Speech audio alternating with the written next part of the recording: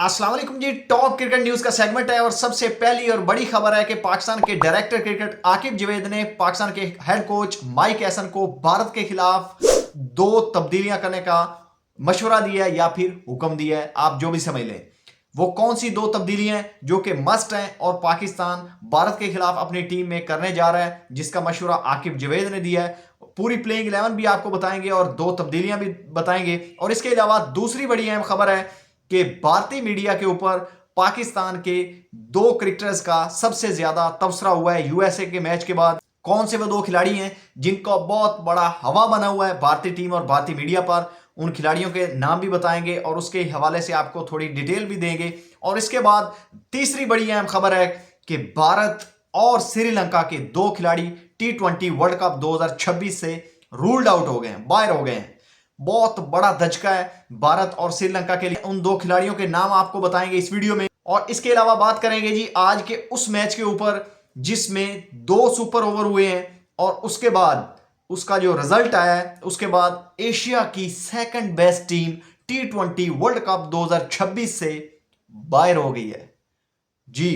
अफगानिस्तान और south Africa के खिलाफ यह मैच हुआ। दोनों टीमों ने 187 रन बनाए, यानी कि 187 रन का टारगेट दिया साउथ अफ्रीका ने पहले 20 ओवर में। उसके बाद फिर जो अफगानिस्तान की टीम है वो बैटिंग के लिए आई, उन्होंने भी 187 रन ही बनाए। हालांकि उनको 3 बॉलों पर 2 रन चाहिए थे, लेकिन वो ऑल आउट हो गए। और इसके बाद फिर सुपर ओवर हुआ, वो सुपर ओवर भी बराबर गया, 17 रन थे, दोनों टीमों की टाई हो गई। उसके बाद फिर दूसरा सुपर ओवर हुआ और उसमें 23 रन का टारगेट दिया साउथ अफ्रीका ने। डेविड मिलर और उनके जो ब्रेवस हैं दोनों ने 4 छक्के मारे, 3 छक्के मारे इस ओवर में, सुपर ओवर में।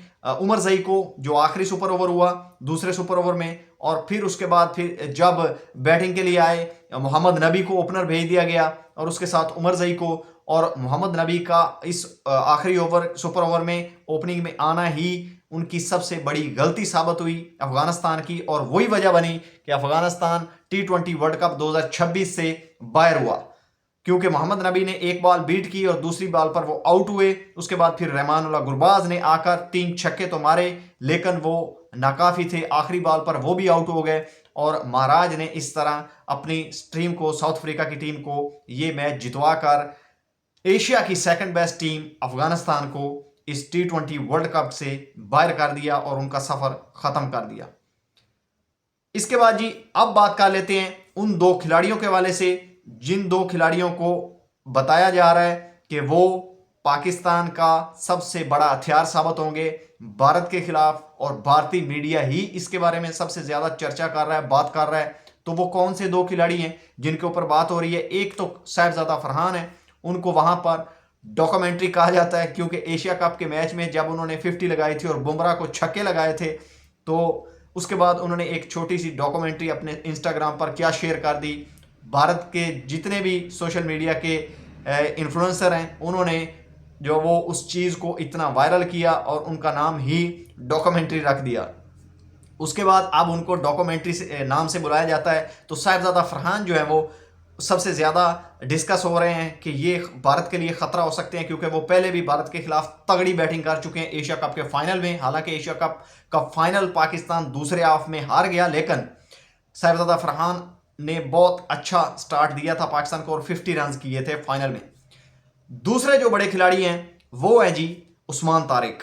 कल जो मैच पाकिस्तान ने यूएसए से जीता, उसके बाद जो उनकी बॉलिंग वहां पर देखी गई और जो भारतीय मीडिया है वो उसके बाद डिस्कस करना शुरू हो गए हैं कि उस्मान तारिक क्योंकि पहली बार अगर खेलेगी भारत की टीम, क्योंकि वो भारत के खिलाफ पहले नहीं खेले, तो उनके लिए बहुत मुश्किल हो सकती है। और वैसे भी आपको पता है कि उनका जो टॉप ऑर्डर है, बल्कि सारे ही बैटर जो है वो हिटर हैं, पावर हिटिंग करते हैं। तो पावर हिटिंग करना उस्मान तारिक के खिलाफ थोड़ा मुश्किल होता है। एक आध हिट तो लग सकती है, लेकिन ज्यादा से ज्यादा हिट आप उनके खिलाफ नहीं लगा सकते। तो इस वजह से अब कहा जा रहा है भारतीय मीडिया पर, ये खौफ तारी हो गया, एक हवा बना दिया गया है कि जो उस्मान तारिक हैं वो बहुत बड़ा हथियार साबित हो सकते हैं, बहुत बड़ा जो वो ट्रम्प कार्ड साबित हो सकते हैं पाकिस्तान की तरफ से। और भारतीय मीडिया जो वो इस बात के ऊपर बहुत ज्यादा चर्चा कर रहा है, बहुत ज्यादा खौफ तारी हो गया है देखते हैं कि जो फाइनल से पहले फाइनल ही है, ये 15 फरवरी को जो मैच होगा, देखते हैं कि उस्मान तारिक वहां पर क्या गुल खिलाते हैं, क्या परफॉर्मेंस देते हैं, वो तो मैच के दिन ही पता चलेगा। लेकिन उससे पहले जो वो भारतीय मीडिया पर इन दो खिलाड़ियों को बहुत ज्यादा डिस्कस किया जा रहा है। इसके बाद जी अब बात कर लेते हैं उन दो खिलाड़ियों के ऊपर, जो दो खिलाड़ी इस टूर्नामेंट 2026 टी20 वर्ल्ड कप से बाहर हुए हैं, रूल्ड आउट हो गए हैं। एक खिलाड़ी तो जो नेक्स्ट मैच हो रहा है भारत का, उसमें अपनी टीम से बाहर हुए हैं, वो अभिषेक शर्मा है। अभी तक वो हॉस्पिटलाइज हुए हैं, वहां पर उनका ट्रीटमेंट हो रहा है। स्टमक में कुछ प्रॉब्लम है, और अगर थोड़ा सीरियस हुआ तो हो सकता है कि वो टूर्नामेंट से ही बाहर हो जाएं। अभी तक उनकी रिपोर्ट नहीं आई, लेकिन भारतीय मीडिया ये रिपोर्ट कर रहा है कि वो जो नेक्स्ट मैच है भारत का, वो नहीं खेलेंगे। तो ये एक बहुत बड़ा धचका है भारत के लिए। और दूसरे जो बड़े खिलाड़ी हैं वो हैं जी वनिंदु हसरंगा। उसके बारे में रिपोर्ट हो रहा है कि वो टी20 वर्ल्ड कप 2026 से रूल्ड आउट हो गए हैं। उनको हैमस्ट्रिंग इंजरी हुई है, और उनकी जगह पर एक जो है वो उनकी रिप्लेसमेंट में खिलाड़ी जो है वो लिया अपने स्क्वाड में श्रीलंका ने। तो ये एक यानी कि वो वाले भाई जो ऐसे ऐसे करते हैं, ऐसे ऐसे बल्कि पता नहीं क्या करते हैं, मुझे तो थोड़ा याद भी नहीं है, आप बता दीजिएगा, बल्कि आप भी कैसे बताएंगे कमेंट में। तो वो जो खिलाड़ी हैं जो नकल उतारते हैं हमारे अबरार अहमद की, और अबरार अहमद उनकी, वनिंदु हसरंगा लेग स्पिनर, वो इस वक्त टी20 वर्ल्ड कप 2026 से बाहर हो चुके हैं। और ये श्रीलंका के लिए बहुत बड़ा धचका है, क्योंकि वो अपने होम ग्राउंड में खेल रहे हैं, और वहां पर वनिंदु हसरंगा बहुत बड़ा हथियार था उनके लिए, बहुत ज्यादा विकेटें भी लेकर दे रहे थे, बहुत अच्छी परफॉर्मेंसेस दे रहे थे, और अब वो टूर्नामेंट से बाहर हो चुके हैं। अब जी बात कर लेते हैं पाकिस्तान की प्लेइंग 11 के हवाले से। जो मशवरा दिया है पाकिस्तान के कोच आकिब जावेद ने, और उन्होंने खुलकर कोच माइक हैसन है उनको उन्होंने कहा है कि आप भारत के खिलाफ ये जो दो तब्दीलियां हैं, और ये वैसे भी मीडिया पर बहुत ज़्यादा डिस्कस हो रहे हैं कि दो खिलाड़ी जो है वो उनको पाकिस्तान की इस प्लेइंग 11 में तब्दील करना ज़रूरी है, क्योंकि उनकी परफॉर्मेंस जो है वो लगातार बुरी जा रही है। उनमें से जो सबसे पहले, और आपको बल्कि पता चल ही गया होगा जिस खिलाड़ी के बारे में मैं आप कहना चाहता हूं, वो है जी शहीनशाह अफरीदी।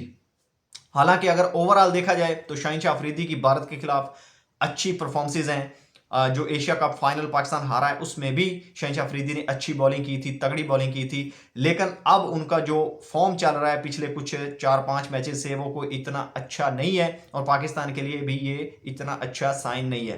पहले मैच में भी नीदरलैंड के खिलाफ उन्होंने बुरी बॉलिंग की, वहां पर भी उन्होंने बहुत ज्यादा रन दिए, और जो लास्ट मैच उन्होंने खेला है अमेरिका के खिलाफ कल, उसमें भी यूएसए के खिलाफ उन्होंने 42 रन दिए अपने 4 ओवर में, और 1 विकेट सिर्फ उनको मिली है। यहां पर बाकी के जो स्पिनर्स थे, और हालांकि ये स्पिन फ्रेंडली पिच थी, फास्ट बॉलर्स को उतनी हेल्प नहीं मिल रही थी। लेकिन दूसरी तरफ अगर देखा जाए तो जो यूएसए के बॉलर हैं उन्होंने विकेटें ली हैं, लेकिन जो शहीनशाह अफरीदी हैं वो लगातार नाकाम हो रहे हैं। तो इस वजह से अब ये मशवरा दिया गया है कि शाहीन अफरीदी को ड्रॉप करके आप नसीम शाह या फिर सलमान मिर्जा में से किसी एक बॉलर को भारत के खिलाफ खिलाएं, क्योंकि जो शहीनशाह अफरीदी हैं उनकी फॉर्म अच्छी नहीं है, उनके पास उतना अच्छा कॉन्फिडेंस नहीं है जो कि पास्ट में या माजी में उनके पास था। तो देखते हैं कि कोच इसके बारे में क्या इंप्लीमेंट करते हैं। लेकिन ये एक तब्दीली तो ये है, और जो दूसरी तब्दीली है वो है जी मिडिल ऑर्डर में। और मिडिल ऑर्डर में कोच माइक हैसन को यह मशवरा दिया गया है आकिब जावेद और पाकिस्तान के सीनियर क्रिकेटर्स की तरफ से कि आप उस्मान खान को, अगर उस्मान खान को आपने 7वें 8वें नंबर तक रोक कर रखना है। लास्ट मैच में यूएसए के खिलाफ आपने देखा है कि अगर आपने उनको 8वें नंबर पर बैटिंग पर भेजना है, और शहीनशाह अफरीदी जैसे जो बॉलर है वो आगे से उनकी सिंगल को ठुकरा देते हैं, तो फिर इससे आप अंदाजा लगा सकते हैं कि उनका कॉन्फिडेंस कितना है, और कितना भरोसा है पाकिस्तान के कोच और कप्तान को उनके ऊपर कि वो उनको नवाज, शादाब, शहीनशाह अफरीदी, इनसे वो पीछे बैटिंग पर भेज रहे हैं। तो फिर अगर आपको उनके ऊपर कॉन्फिडेंस ही नहीं है तो फिर आप एक चेंज मस्ट है जो कि कर लें, जिसके लिए मशवरा दिया गया, और वो है ख्वाजा नाफे को उनकी जगह पर इन किया जाए as a wicket keeper batsman और मिडिल ऑर्डर में। और क्योंकि ख्वाजा नाफे एक अच्छी फॉर्म में है, अच्छी टच में है, यंग है। हालांकि उन्होंने लास्ट जो मैच यूएसए के खिलाफ खेला उसमें बाबर आजम की जगह पर वो फील्डिंग करने आए थे, और एक कैच उनसे ड्रॉप हुआ था। लेकिन ये हो जाता है क्योंकि वो ज़्यादा मैचेस नहीं खेले, और बाउंड्री पर फील्डिंग करते हुए शोर बहुत ज़्यादा होता है, तो वहाँ पर थोड़ा नर्वसनेस भी होती है। तो शायद इस वजह से उन्होंने कैच ड्रॉप किया, और वो विकेट कीपर हैं। हालांकि प्रोफेशनलिज्म होता है इंटरनेशनल क्रिकेट में, अगर आपको जहां पर भी फील्डिंग करना हो वहां पर कैचेस पकड़ना होते हैं, लेकिन उन्होंने एक डॉली आसान कैच छोड़ दिया। लेकिन उसके अलावा अगर उनकी बैटिंग देखी जाए या उनकी विकेट कीपिंग, तो जो 2 मैचेस में उनको मौका मिला है उन्होंने अच्छा टच और अच्छा परफॉर्म करके दिखाया है। तो ये पाकिस्तान की प्लेइंग 11 में 2 तब्दीलियों के हवाले से मशवरा दिया गया है। आप इसके बारे में क्या कहते हैं कि क्या शहनशाह अफरीदी को ड्रॉप करना चाहिए या नहीं, या फिर उस्मान खान को ड्रॉप करना चाहिए या नहीं? इसके हवाले से आपने ज़रूर अब कमेंट में बताना है। और किन खिलाड़ियों को इनकी जगह पर शामिल करना चाहिए, क्या फ़खर जमान को इन करना चाहिए या फिर ख्वाजा नाफे को, और दूसरा क्या नसीम शाह को इन करना चाहिए या फिर सलमान मिर्जा? आपने कमेंट में अपनी राय ज़रूर बतानी है। मिलते हैं नेक्स्ट वीडियो में, तब तक के लिए अपना भी ख्याल रखिएगा और इस चैनल का भी। अल्लाह हाफ़िज़।